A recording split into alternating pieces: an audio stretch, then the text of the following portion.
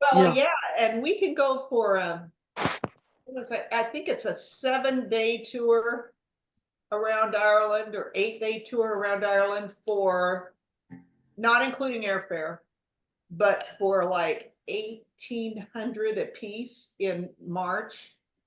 That includes several meals and Uh-huh.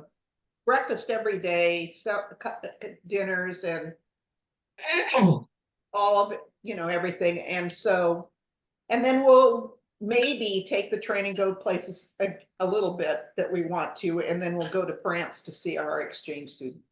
Oh, Oh, cool. nice. That sounds wonderful. Yeah, traveling is fun. Yeah. So is staying home. We just got back from the mountains and it was gorgeous up there. Good evening, everybody. How y'all doing? Good. How are you? I'm lovely. I'm lovely. Glad to be with you, Stephen. It's good to see you, brother. Hello. How are you today?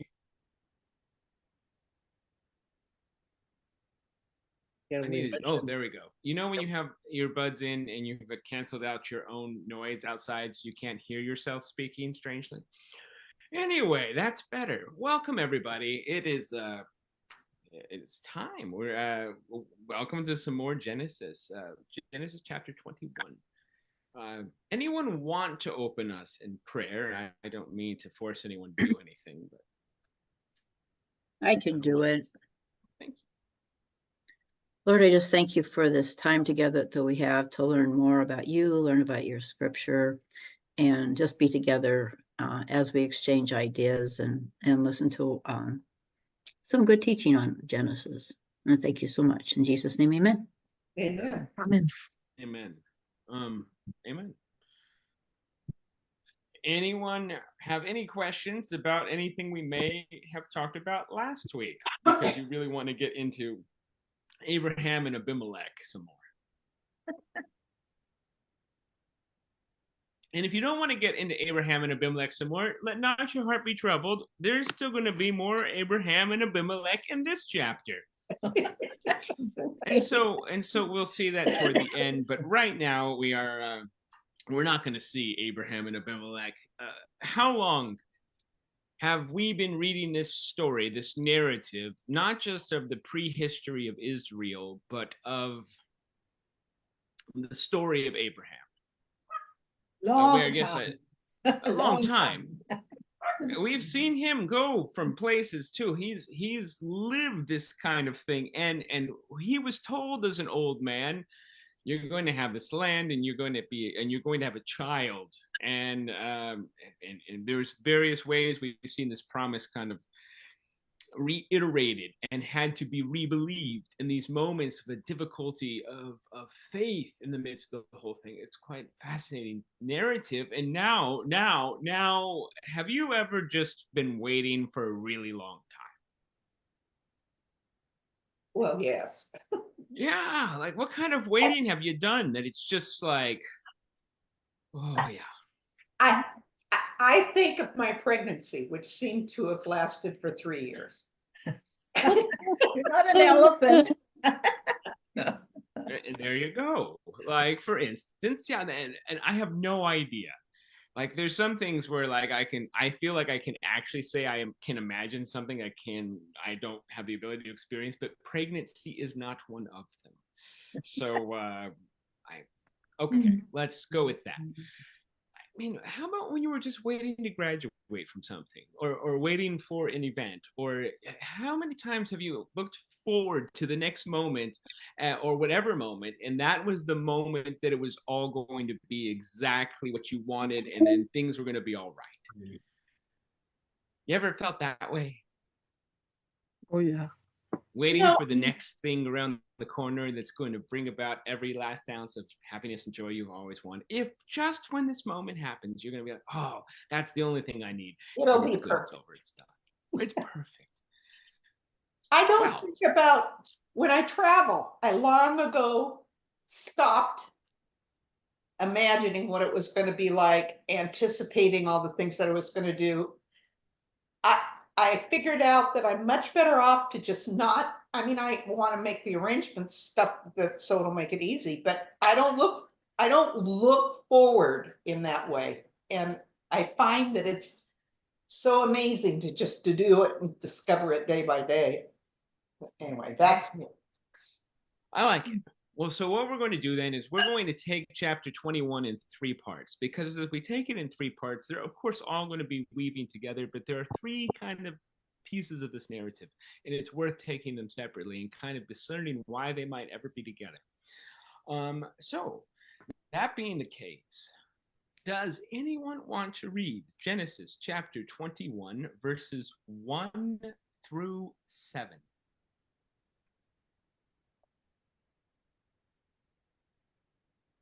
I will. Thank you. Now the Lord was gracious to Sarah, as he had said, and the Lord did for Sarah what he had promised.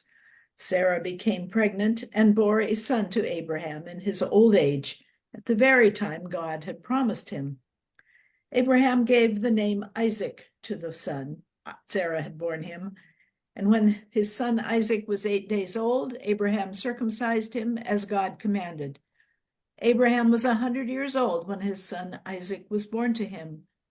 And Sarah said, God has brought me laughter, and everyone who hears about this will laugh with me. And she added, who would have said to Abraham that Sarah would nurse children?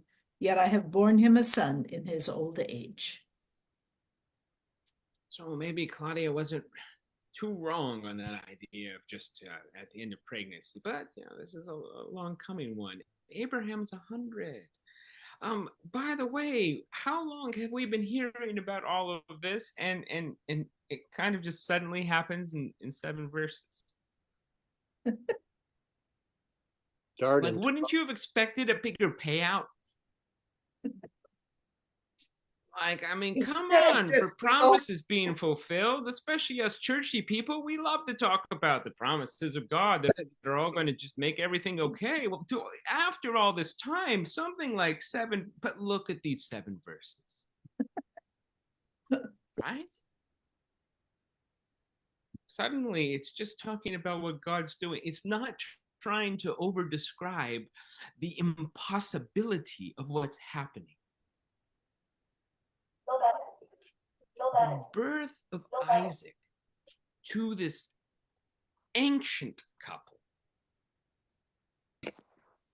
after so many kind of promises of doubts, struggles in this moment. And remember the laughter initially? What Abraham laughed when God told him the last time. He was like, oh, sweet Lord. And because he also had Ishmael.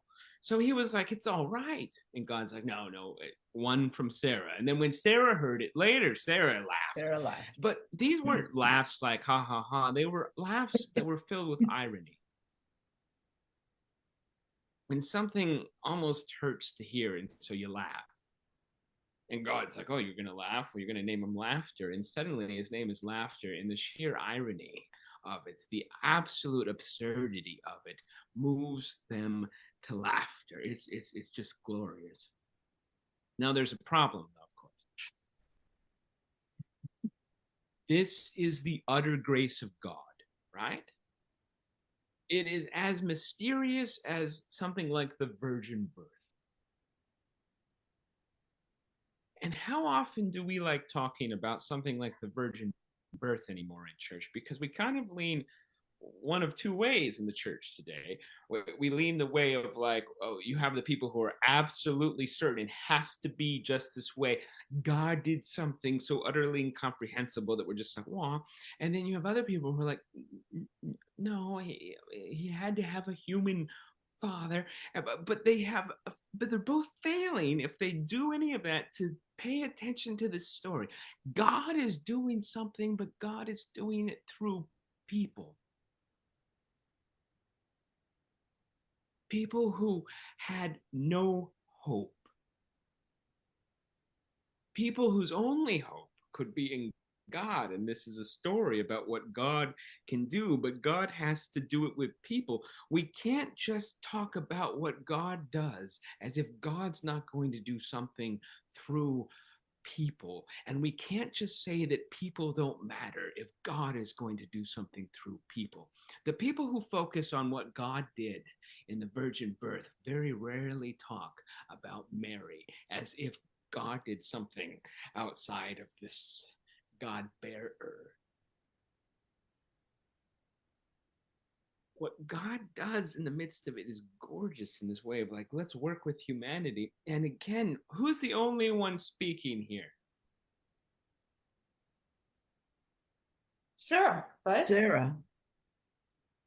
Isn't that beautiful?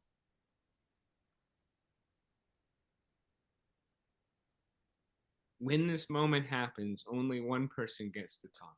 We see that God has done it. Abraham does what he is supposed to do, but it is Sarah. Because Abraham, why might not he be as excited as Sarah? Well, he's got Ishmael. Exactly. He's got Ishmael. Now it's so weird when I point at the like box, like it's Hollywood Squares, that like Linda is toward me, and I realize that people might just be wondering what he's doing with his hands. Sorry. Yeah, he's got Ishmael one, and so there's that kind of piece of things, and two, like,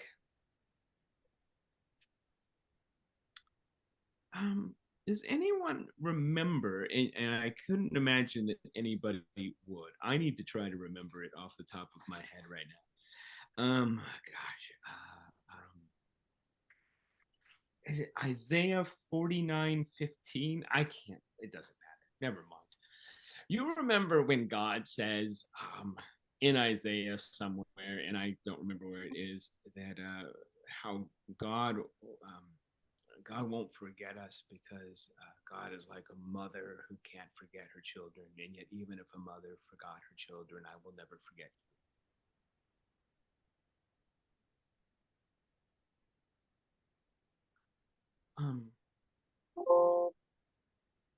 Abraham not only had something, but how much has Sarah probably been considered the issue? And Abraham had a kid. Not only had he had a kid, but so he was able. So it was all on Sarah. And Sarah says it too. Now Sarah said in verse 6, God has brought laughter for me. Everyone who hears will laugh with me. What a beautiful thing. What does grace invite? What does miracle invite? It doesn't invite any kind of boasting, but an absurdity, a laughter that delights us to such a degree that it invites others to laugh with us. Have you ever been like just like with some people who are laughing and you get caught up in the laughter and you're all laughing? It's like a moment of laughter and you have no idea why you're all laughing, but it's good. Yep. Yeah, isn't that a beautiful thing? I'm sure I've mentioned before the time I was 12 years old in France with a family that didn't speak any English and I didn't speak any French for a week. And one night they took me out to a dinner in some restaurant. I have no idea where it was. I just have a memory of it being kind of a country seeming place. And they had twin boys who were a couple weeks younger than I was. And they didn't understand anything I said, and I didn't understand anything they said, but we figured out all those ways to communicate. Anyway, there was one time and we're eating there, and I don't know what happened, but all three of these 12-year-old boys, we just started laughing, and like the parents were trying to calm us down, and we just couldn't. We were like caught up in it. And then the mom started laughing with us. Like she got into it because mothers would be like the first one to do that. That's a beautiful thing, right? And then like after that kind of moment, the dad gets in on it. And then the waiter comes by and he's in on it. And in a little while, like the whole place is laughing for just like maybe 30 seconds until we all kind of die out once it reaches max. And if anybody were to be there and be like, what the hell just happened? They'd be like, well, I don't know, some American boy with these two French kids. They couldn't communicate, but they were enjoying each other's presence. So they just started laughing. Laughter is a wonderful reaction when encountering the absurdity of God's grace because it's incredibly shocking. what if we met resurrection with laughter? What if, so many people met the messages of God or the things of laughter? Oh, did Elizabeth laugh when John was born? Well, there's just beautiful things. I don't know. I'm sorry. I'm going off of those things. And then, but like, because now she's mentioning the absurdity. Who would have ever said to Abraham that Sarah would nurse children, yet I have borne him a son in his old age? This is beautiful for her, but this is also the promise of God. And it's impossible. Right? Or do we get to believe in the impossible, but we get to know it happens through us? I don't know. And wouldn't that be lovely, though, if we're kind of there and like, this is the best thing in the world. Look at all of this. Man, we just laughing. And Abraham, he's silent. He's done silent. Well, that's good. Abraham, like, God has done God's things, but now Sarah is getting to laugh. And notice this again, church, when we talk about how the Bible treats women, and we have to remark that half of the problem with the Bible's treatment of women is the people of the time, but it's the people of now interpreting it in terrible ways. And when this moment happens and this promise is fulfilled and it utters, it is on par with the creation out of nothing, with the virgin birth, with the resurrection. This is ridiculous. And it just it's a woman who preaches about it. Again.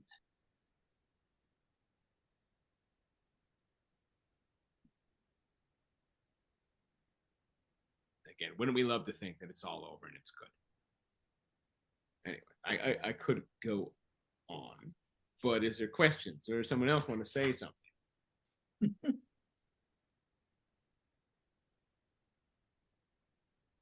Well, I, for one, am very happy that hospitals took over Abraham's job.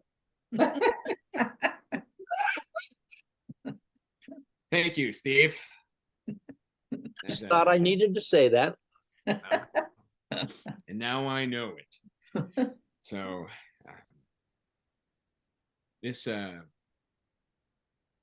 there is other times where this feeling happens in Israel as well. And we'll end with that. In Psalm 126, the first two verses of Psalm 126, it's a psalm that was written as the people were being able to return to Jerusalem. The exile was over, and there was this sense that the impossible had happened. And they, of course, this ancient liturgy, but the way that the people, liturgy is the work of the people because it gives someone. So imagine you are people who have been and have no memory of Jerusalem except in the songs that your elders have sung to you. And now you're told you're going back. And you have these first two verses of Psalm 126. When the Lord restored the fortunes of Zion, we were like those who dream. Then our mouth was filled with laughter and our tongue with shouts of joy. Then they said among the nations, the Lord has done great things for them. The Lord has done great things for us. We are glad.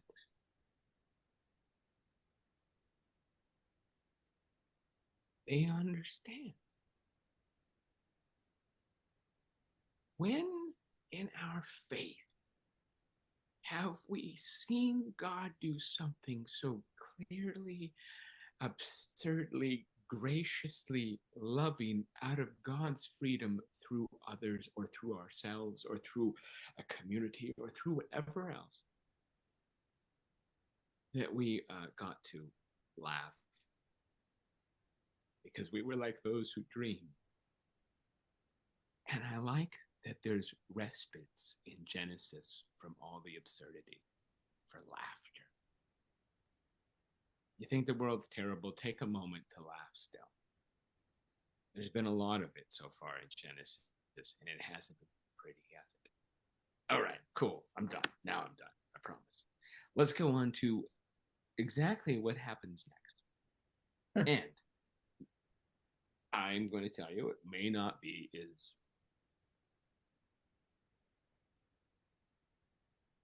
things get problematic quickly in life, don't they? Yes. Mhm. All Here's right. where Does the- anyone want to read verse 22 through 24? Wait, Wait, no. Great, I skipped ahead. Yes, you did. did. Yes. Let's try that again. Verse 8 through 14. I'll read. Hagar and Ishmael sent away. The child grew and was weaned, and on the day Isaac was weaned, Abraham held a great feast. But Sarah saw that the son whom Hagar, the Egyptian, had borne to Abraham was mocking. And she said to Abraham, "Get rid of that slave woman and her son, for that slave woman's son will never share in the inheritance, of my son Isaac." The matter distressed Abraham greatly because it concerned his son. But God said to him, "Do not be so distressed about the boy and your maidservant. Listen to what Sarah tells you, because it is through Isaac that your offspring will be reckoned. I will make the son of the maidservant into a nation also, because he is your offspring." Early the next morning, Abraham took some food and a skin of water and gave them to Hagar. He set them on her shoulders and then sent her off with the boy, and she went on her way and wandered in the desert of Beersheba. All right.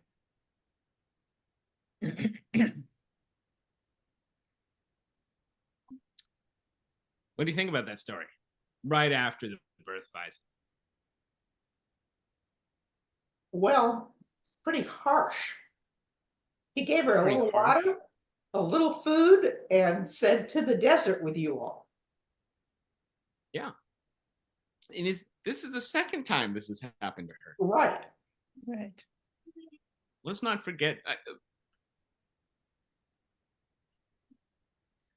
Why I have do a you thought. think this? Oh, I'm sorry, Grace. No, I have a thought here.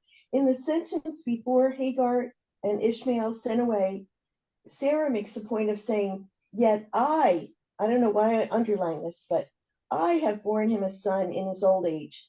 She seems to be getting kind of full of herself, or very emotional, or maybe as a 90-some-year-old new mom, she's having troubles dealing with her husband's what should we call her maidservant's child. So that was one thought I had. I don't know what to make of that. And then I'm reading out of my Bible, which is an NIV, and it has, so far I found 2 typos, and I've written to the Bible company. But there's a reference where it says, "Born to Abraham was mocking." So it sounded like the boy was doing some kind of mocking. And then there's a reference that says 10, but there's no 10. Can anyone help me out with that? I don't know the reference of 10 that you're making. Yeah, it said, "But Sarah saw that the son whom Hagar, the Egyptian, Yeah, had born amen. to Abraham was mocking." And then there's a space and it says, so there's supposed to be some sort of a additional information there.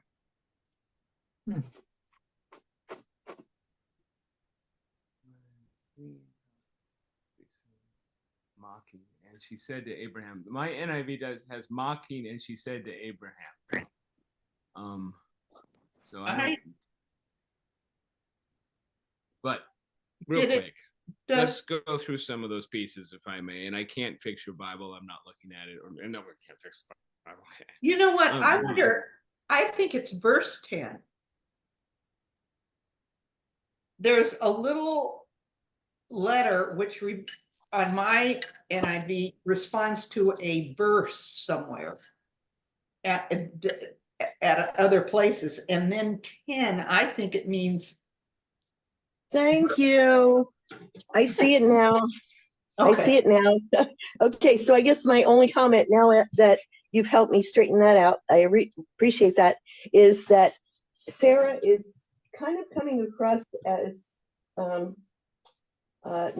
not acknowledging God's role in this and kind of taking control. Like so she's going to handle it. I'm gonna separate 7 and 8. Okay. And because 7 is a part of her celebration, and she's in surprise what God did through her, Okay. and she's recognizing that, and she is indeed celebrating that because she thought of herself as an old dried up tree who was good for nothing. Yeah. And she's no longer that. Now, when we get to this next part of the story, because now like the child grew and was weaned, and so we know that, so he's now, this is now a moment later. We've moved from her celebration to what happens after the moment of celebration. What happens when you get into life? This would have been a few years. They wouldn't have weaned him. Yeah, like he's not a young, like, not a baby. He's not a baby. 3 or 4. Yeah. He's Okay. yeah. This means he has lived long enough not to have died, and Exactly. like maybe he will be like a real child. And I don't mean that in any kind of way, except this is the moment they celebrate because they can't be positive about the health of their young ones. And there was a way in the ancient world not to grow too attached until they were weaned because so many died. Hmm. So we're now at that piece. And Abraham has made this great feast because of course he has. So you're celebrating this, and this is the child of promise. That's who Isaac is. This is the one God promised. Did God promise Ishmael? No. No. Mm-mm. Okay. So Sarah's reaction is certainly harsh. But what did God say to Abraham about Ishmael and Isaac? Were they going to be the same people? Nope. No. One was going to be this child of promise. Now, that doesn't take away anything from the other one because the other one is still a child who's treasured. And we'll see that in a moment. But we won't see that through Sarah. But Hagar and Ishmael is also Sarah's endless reminder that she tried to do things for God. Did Sarah know that? She knew that she was trying to do something for God when she told Abraham to take her slave girl Hagar. And she never uses her name, however. To Sarah, she's very much a slave. I mean, was Sarah aware that God told Abraham that there would be 2 lines of his children? We are, so we have to assume that if Abraham was told, she knows most of these things. The only time she doesn't seem to truly, the only time she seems surprised, when we're surprised that she's surprised, is the last time that God says that she will bear a child within the next year. And Abraham had heard that in the last chapter, and he didn't believe it either. And so perhaps he never heard, but she knew everything else. Like Isaac is the child of promise. There is no doubt about that. She hears, even though she also believed that she had fulfilled the promise on God's behalf with Ishmael, that wasn't God's plan. God's plan was to use the old dried up people together. The other thing is that I can't remember when Ishmael came along, but I have a feeling that Ishmael may have been at least a teenager, maybe by this point. Oh yeah, no, he's like And 13 or so- 14. A young man. And so you can imagine how threatening it would have been to Sarah to see this boy, This is an young ancient man. patriarchal world. Right, this young man mocking this child that she thought was going to be, you know, what God promised, the founding of a nation. Yeah, good point. I want to stop us with that for a second. I don't like how the NIV translates mocking. Does anyone have an NRSV?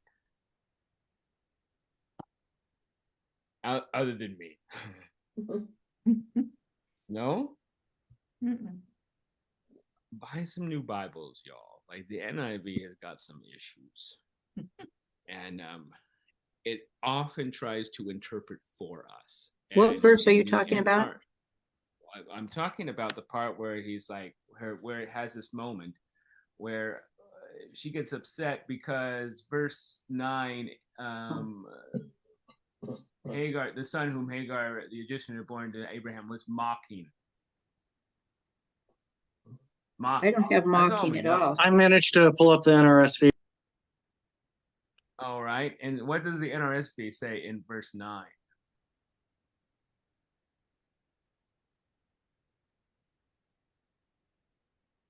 It says, but Sarah saw But the. Sarah, go ahead. Oh, I couldn't tell if you were talking. Go Go for it, ahead. Stephen.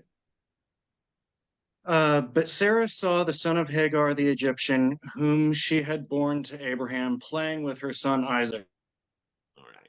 Now, the problem with the NRSV there is her son Isaac's not in Hebrew.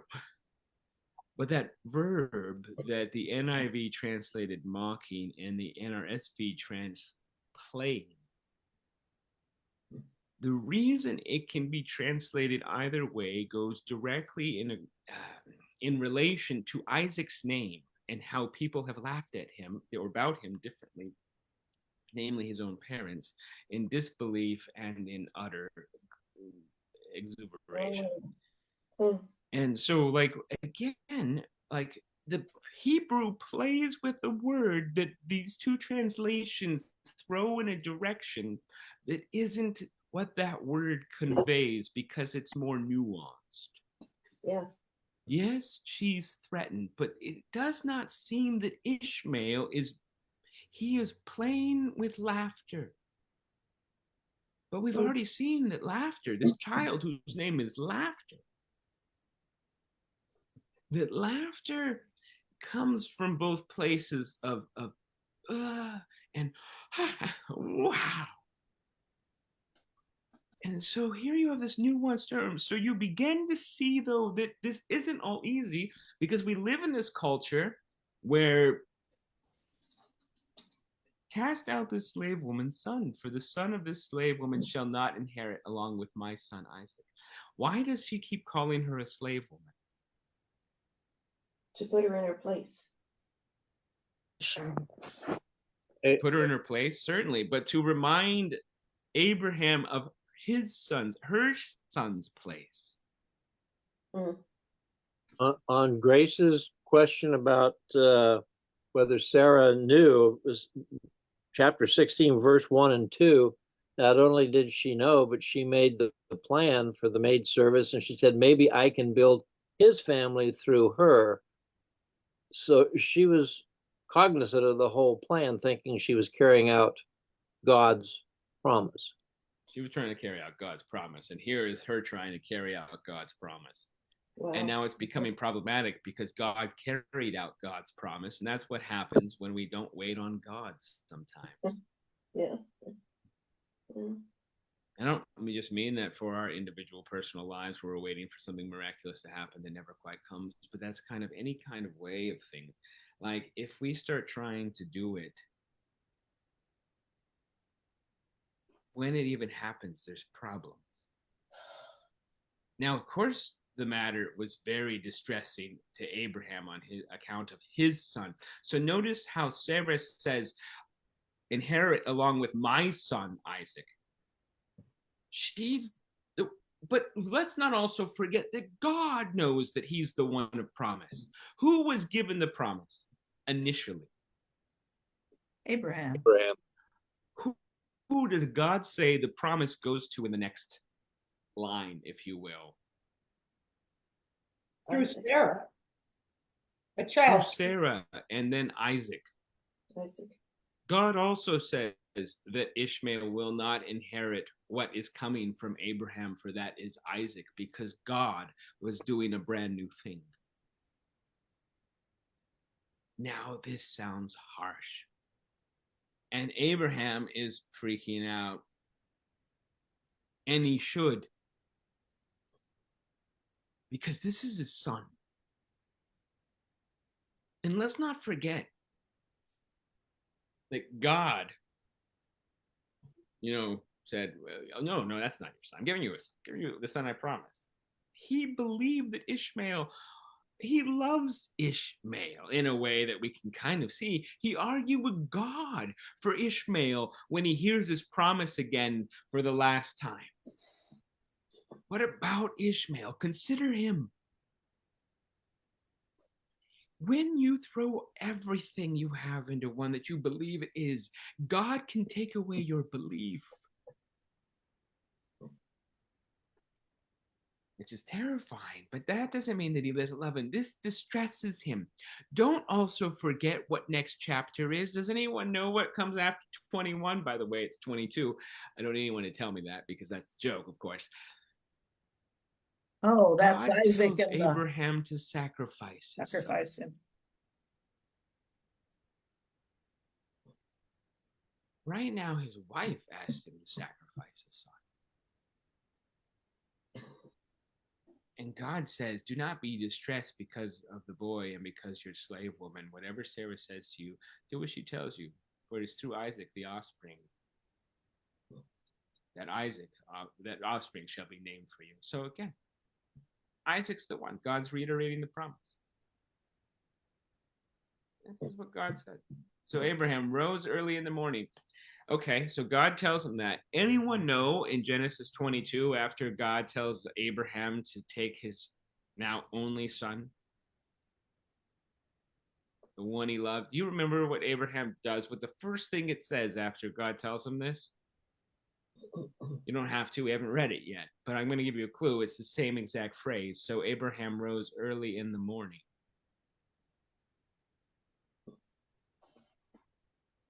Genesis is already trying to get us to pay attention to this story as being on a similar level to the sacrifice of Isaac's story.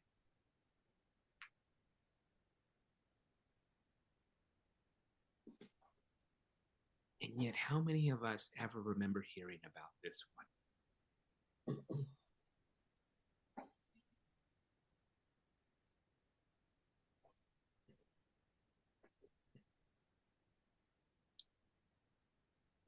As for the son of the slave woman, I will make a nation of him also, because he is your offspring. There is a child of promise, but look at now, God isn't saying that this is a child of treasure. And the people of promise don't see it. Well, maybe Abraham feels it, but and again, it has to happen. It is the way it's supposed to be, but we don't like it. And simultaneously, we get to learn from it because it doesn't have to be the way it was. It's what happened. They could have lived in a certain kind of harmony, but they were unwilling to, perhaps. Well, this is where am I now? He does this, and you're right. He took some bread and a skin of water and gave it to Hagar, putting it on her shoulder along with the child. This sounds like maybe he's like a child, and it's playing with a couple of things, and so it might be a story in a different iteration just seeping through. But maybe what that more means is that Ishmael himself was anguished. Could you imagine what it's like to be thrown out of the only home you've ever known?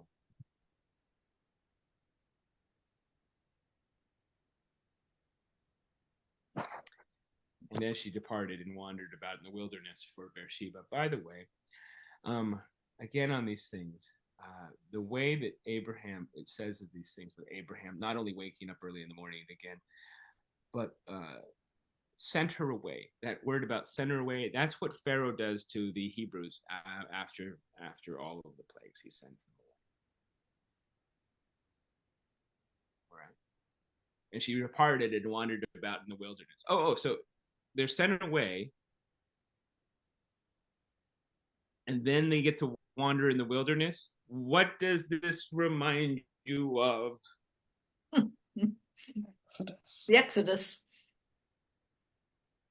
Exodus. And you don't have to know. Maybe I'm enjoying this too much.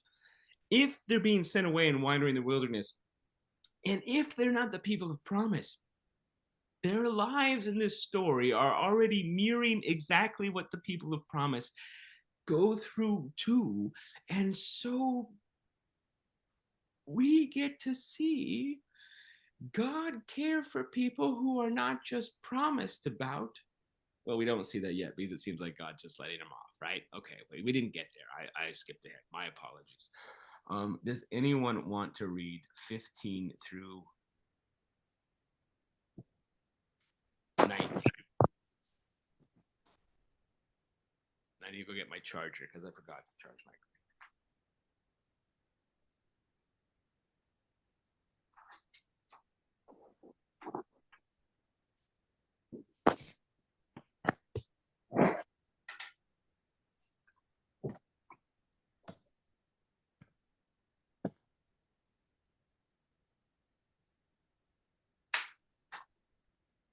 Is everyone waiting for me on that too, or did I just lose everything? No, you guys are still here. Okay, we're waiting for me. 15 is so sad. Uh-huh. Can you hear me? Yeah. Oh. Then I'll just read it. Verse 15. When the water in the skin was gone, she cast the child under one of the bushes. I just picture it already. They're wandering in the wilderness. There's no water. And what does she do initially in this first verse? She takes her child, who now both weak and weep with anguish and languishing. She puts under bushes. And then she went, verse 16, and sat down opposite him a good way off.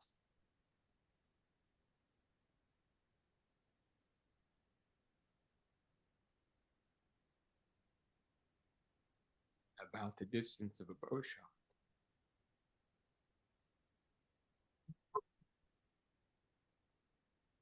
For she said, do not let me look on the death of my child. Watching them. She could. And as she sat opposite him, I could see that. And she began to sob. she lifted up her voice and wept. I mean, isn't it terrible and beautiful and real?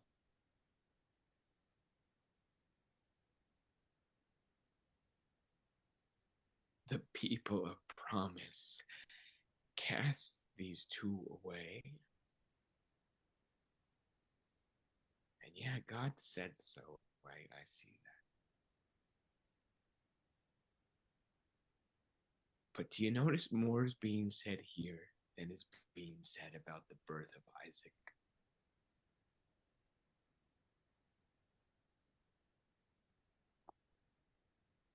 So can we know?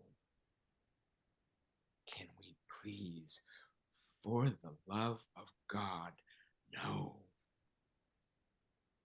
that God is for people that we throw out like they're garbage, Egyptian slave women in this case. And she has nothing, and she's wandering the wilderness, and she has put her child under a bush, and she is weeping. And how many women in the world are still doing that right now? Yes. And we don't think about them. And Abraham sent them off, and Sarah said, good riddance. And instead of just letting us not see them and look at this holy family, we're immediately taken with those who are cast off. We're immediately forced to see the heartbreak of a mother watching her child die.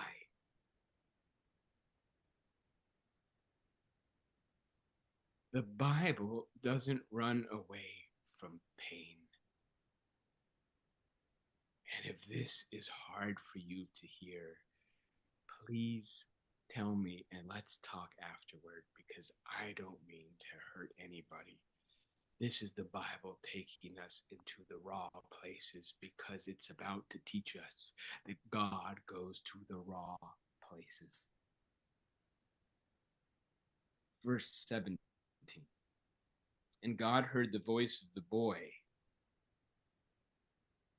and the angel of God called to Hagar from heaven and said to her, "What troubles you, Hagar? Do not be afraid, for God has heard the voice of the boy where he is. Come, lift up the boy, hold him fast with your hand, and I will make a great nation of him." Then God opened her eyes, and she saw a well of water. She went and filled the skin with water and gave the boy a drink.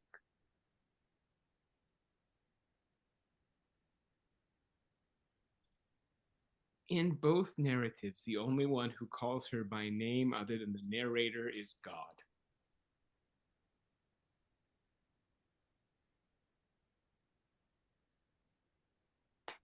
Sarah calls her a slave girl. Why? That's what she wants. Well, because she's a slave girl. It also And she's separates. Egyptian at that, and so you're a different place, and they don't get along well with the Egyptians. And she's had those things, and they never call her by name here. She is less than human to them.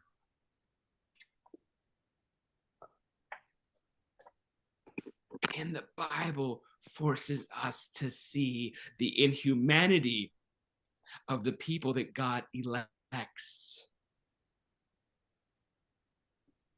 Is not representative of the God who elects them. Does that make sense? Yes. You know how they say the apple doesn't fall far from the tree.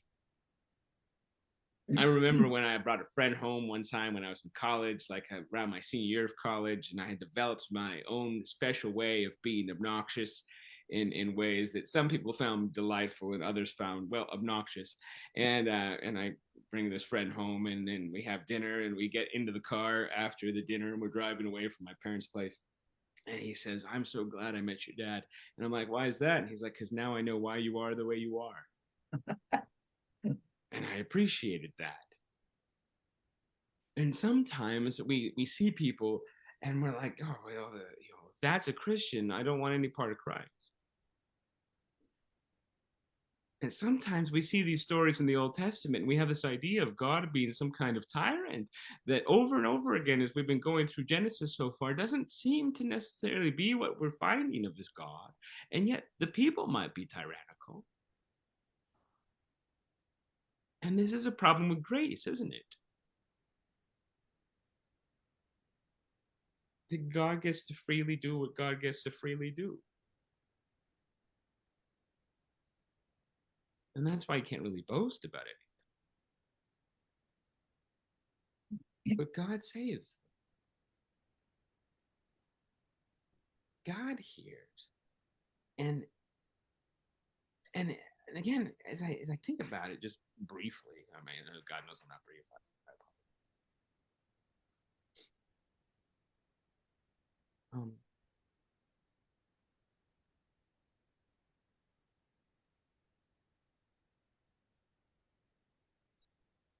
You know how we talk about how Jesus is for the outcast, downcast, and the cast asides? And we wonder where we get this idea, because here's God, again, for these same exact things. And this is, again, through a woman who is tossed aside like she was nothing. And notice in this culture where people can do that, we have a God who refuses to give up on any of these people. And like, again, refuses to give up with rejected women. Fine. And if we have rejected women who think the Bible is against them? Can we please instead show them a story of a rejected woman by the promised people whom God doesn't reject, whom God takes, to let them all know that even though in our religion we may tell them they do not matter, that they are cast aside, especially as we do more to combine our religion with our sense of politics.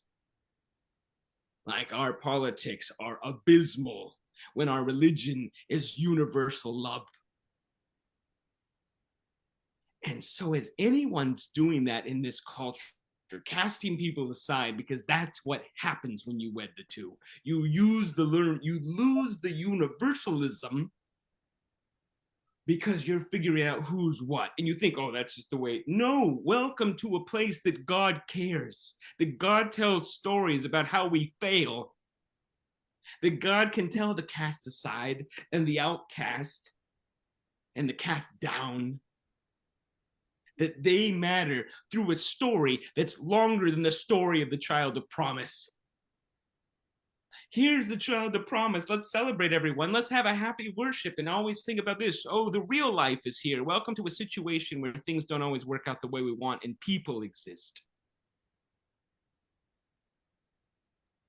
And when there's trying to be this moment of people existing and they cast somebody aside, again, here is a moment. And I mean, like, who all this maids that are exploited? She's a maid that is exploited, quite literally. She's Egyptian.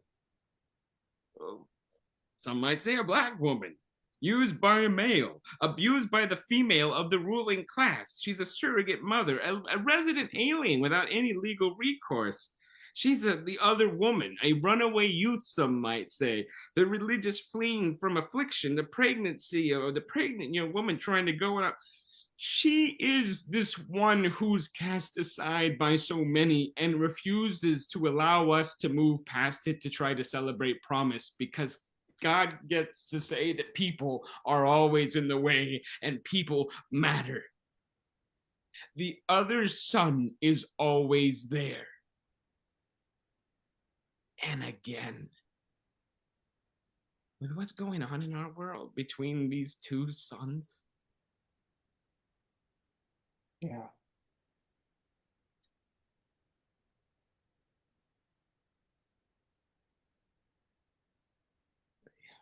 I was thinking that Pontificating. this goes out to Verse 20. hello? God was with the boy. Hello? Isn't that beautiful? God was with him. And he grew up. He lived in the wilderness and became an expert with the bow.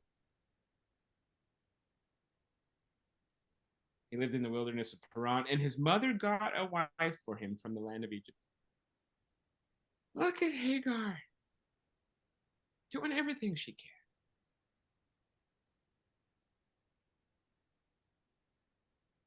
Promise people throw her out. And God does something.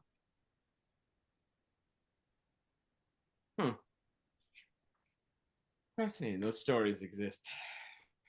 It was Sometimes they're interesting just because cyclical. Bruce was interested in the difference between the story here in our Christian Celebration and Bible. anguish always together.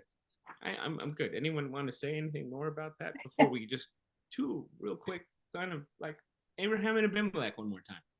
You're not, Garrett, you're not hearing what people say. I'm not hearing anybody. Uh-uh. Can anyone hear me? Yeah. Yeah, Yes. Yes. How about now? can you hear us now? Jesus. How long have you guys been talking? A while. I'm asking questions. That's the second time that's happened with these on. How long? A while. Have you guys just let me go too? Like finally, have I bored you to tears the whole time? Not a No, long while. not at all. It's Oh, no. okay. Move on. Does anyone? I figured there was something. That seems like a lot. What's going on? So So Bruce was interested in the difference between the Muslim holy interpretation of this story, which We share these parts of the I mean, story. yeah, in the Talmud, this story is there, but it's told in a much different way. Not the Talmud. Talmud's Jewish. not- It's Jewish. Jewish, not the Talmud, but the Quran. Quran. Anyway, Which and translates to recitations of Muhammad. Go ahead. no, but you're the one that, Well, in the Islamic tradition, Ishmael is more important and elevated and followed, then I. not Isaac. Oh, he's their nation. He's from where they come in their mythopoetic framework. And I'm not saying I'm taking away one thing or another. It's just the way the stories are told. Right, exactly. And yeah, so whatever that story is, that and as Christians, as you know, Jewish sect really, we use the Hebrew Old Testament as our scripture, and while the Quran has that different kind of piece, the stories certainly tell this thing like there has been this thing. They both have Father Abraham, and while this one was a child of promise, again, the reason I say treasured child is because that's what he is. Maybe it wasn't the way that God wanted to work it out. Like God had a plan, but guess what? How often do we try to get in the way of God's plan? Every day. Oh yeah, I know you've never tried, really, right? Like, come on now. And you're like, oh, God's plan. No, I have to do that. That can't just be. Like, that doesn't work that way. Except the holy people who are like, yes, you can. And I'm like, I can't be that holy. And they're like, yes, you can. I'm like, no, I can't. And they're like, oh, you're gonna be surprised when you get to the next place. And I'm like, okay, so you're just like, but oh, I missed it. It's a problem. The problem with the brothers has always existed. And they're both Abrahams. And while this version has this piece of God promising this one, our Bible is really prone to want us to pay attention to the younger brother. Have we noticed that yet? Starts pretty Yes, early, right? We all think that, oh, Abel, like, now we're seeing it with Isaac. How many kids is Isaac going to have? Anyone remember? Jacob and Esau, two. And who was the younger one? Jacob, And which one did Isaac like more? Esau. But who does God choose? Jacob. What is God doing? Like, doesn't God know how the world's supposed to work? It's the older one who gets all the stuff. I say that as the oldest of four. Like, come on. This feels discriminatory, but at the same point in time, like, it's God upending the narrative of what we would expect over and over and over again. And simultaneously, let's look at their story, Ishmael and Isaac, as we might look at, well, let's use Jesus. If we're going to talk about, those who are the ancestors of our Jewish and Muslim friends, let's act like the Christians who are definitely not the blood related of Abraham, but we're the blood kind, but it's the blood of Christ kind. Okay. Jesus ever tell a story about two brothers? Preposterous brothers? Yeah, that's one of the reasons why I think Kensington got the title right. I hope that in generations to come, not that I will be around nor care, that people don't refer to that as the prodigal son anymore, but the preposterous brothers, because I think that's better. Now, certainly these two stories don't have any kind of connection except kind of. But in this story of the prayer, I was about to say preposterous and then parable. So this story of these two, The younger one is kind of let to go, cast aside. The idea is at least the older one did it, right? The older one's like, I cast you aside. I'm done with you. I'm the chosen one, the one who's always here. And it becomes the younger brother who gets this kind of welcoming. But again, the end of the story, God goes to the older brother too. And now God's like, brings this younger one in who doesn't think he's worthy, takes the older one, says, please come in and join us. Now, the older one doesn't want to, but what does God want? He wants them both blessed. And what does Abraham want? He wants them both blessed. Together. And the last story of Abraham, we're not there yet, but we might as well just mention it. The last story of Abraham, he's dead, but he's buried. Who buries him? Both of them, isn't it? Ishmael and Isaac. Exactly. They were both there. They played together.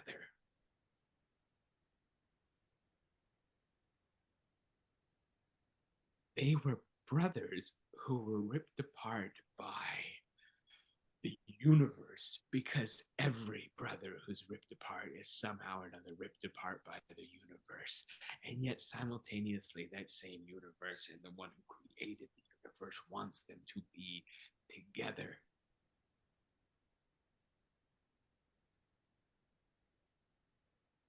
And we don't know how.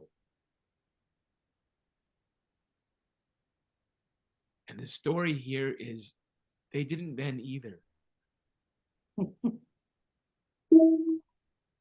But God was working things out anyway. But God was working them out the way that Paul mentioned about how all things work out for good. God keeps trying to take mistakes and turn them into miracles. And we keep making mistakes because we don't believe the miracles are real. And because, well, who's going to get the inheritance? God's like, there's plenty. No, there's not.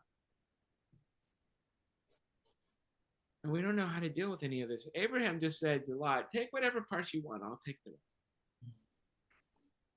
And Jesus says, don't take anything with you, just your staff. And we just want.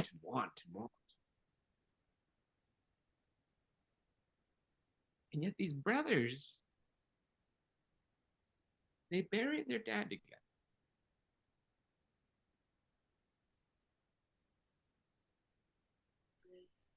Their dad who sacrificed both of them.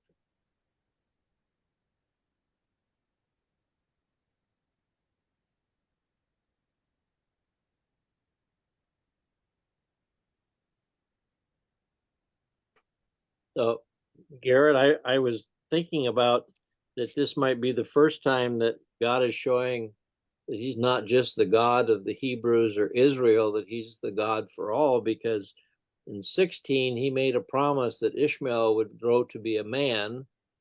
And then he promised again Abraham, and then he promised the Egyptian mother that he was going to take care of them. And it says, well, amen. I'm sorry, I interrupted. No, I just said Jesus did the same thing. He helped other people other than just the Israelites. Because God is the God of everybody. I really hate when Christians take that one piece out of something Paul didn't write that said that you're only a child of God if you have accepted Jesus. Like, otherwise, you can't be a child of God. Like, anything can't be a child of God. Don't be absurd. We're all from God. Why is God the only one who seems to know it? And yeah, isn't it a beautiful thing that everybody gets to be loved? Now, simultaneously, let's do this real quick. I'm just going to, Matt, I know we're not going to finish the whole piece, but we don't need to have this part. We can. No, because next week is the sacrifice of Isaac. Okay, we're gonna do it real quick. Can I just read this? I'm gonna read Yeah. every word because I can't help myself. At that time, Abimelech, with Phicol, the commander of his army, said to Abraham, God is with you in all that you do. By the way, that's the exact same thing the narrator said about, like, God is with Ishmael. Same exact phrase with God is with. Same kind of way, though, that he's not a person of promise, but who is God with? Oh, do you mean that God can be with someone else of a different religion?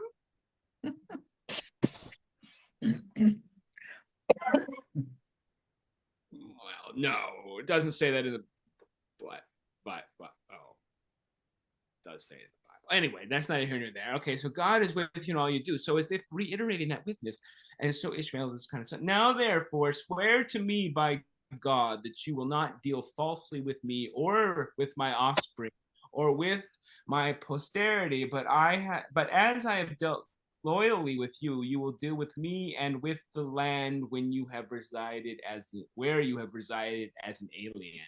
And Abraham said, I swear it. All right. Again, Abimelech shows up.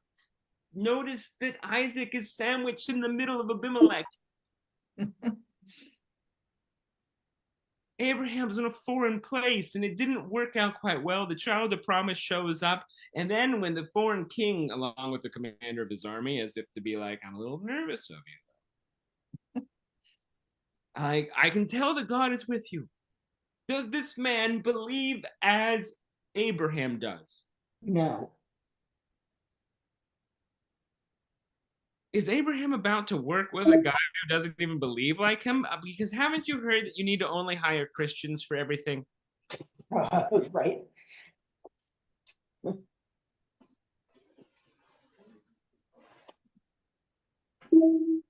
So swear to me here by your God that you will not deal falsely with me or with my offspring or with my posterity. So he's telling them forever and ever, for this place, deal well with me and my land, you and all who are yours. And Abraham says, I swear it.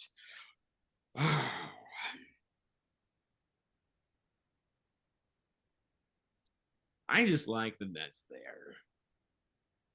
For all the chaos that has gone on in the Middle East, not just recently, but forever, how religions and people who things and tear it apart, how even like empires before that have torn it apart. That little strip of land that God decides to have it's got people in it already. And while you can get to Joshua and see genocide happen, at least when you're starting out, Joshua seems to be a little bit more kind of political propaganda. And you get to see in the theology of Genesis this piece of God even going through these things where Abraham is making treaties with the people in the land in such a fashion that they are supposed to have peace in perpetuity. And then later, when Abraham complains to Abimelech about a well of water that Abimelech's servants have seized, Abimelech said, I didn't know anything about this. You didn't tell me, and I have not heard it until today. So Abraham complains about something, and Abimelech's like, I have no idea what you're talking about, so I'm hearing it now. And then Abraham takes sheep and oxen, gives them to Abimelech, and the two men made a covenant. Abraham set apart 7 ewe lambs of the flock. And Abimelech said to Abraham, what is the meaning of those 7 ewe lambs that you have set apart? He said, these 7 ewe lambs you shall accept from my hand in order that you may be a witness for me that I dug this well. Therefore, that place has been called Beersheba, because there both men swore an oath, where they had made a covenant at Beersheba. Abimelech, with Phicol, the commander of his army, left and returned to the land of the Philistines.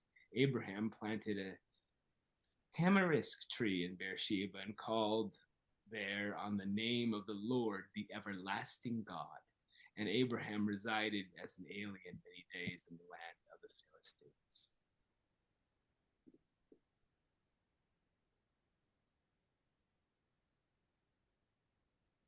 The child of promise is born amid others, that the future of these people will endlessly struggle with.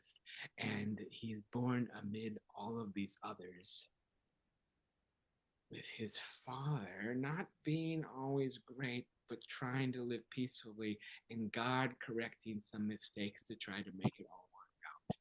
What do the ancient stories of the Israelites teach them about their God?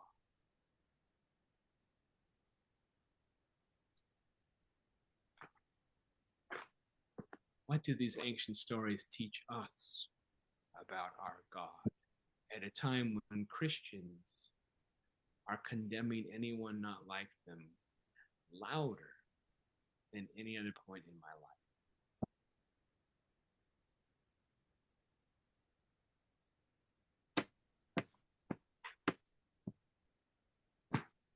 And don't tell me that the God of the Old Testament isn't the God of love. Sometimes we just need to know how to look. And I'd be done. And it's only 10 minutes after. And God, thank you for these people. Thank you for their time and you being ever present. May my ranting endlessly while I could not hear a word they were saying somehow be a blessing. And amen. Amen. All right, y'all. That was the strangest closing prayer I've ever given, but I'm glad that it fit, or 43. I can say that I've done it. Thank you. Thank you, Garrett. Thanks, Thank you. Good night, everybody. Thank you. Good to Good see night. you all. Good night. Good night, all.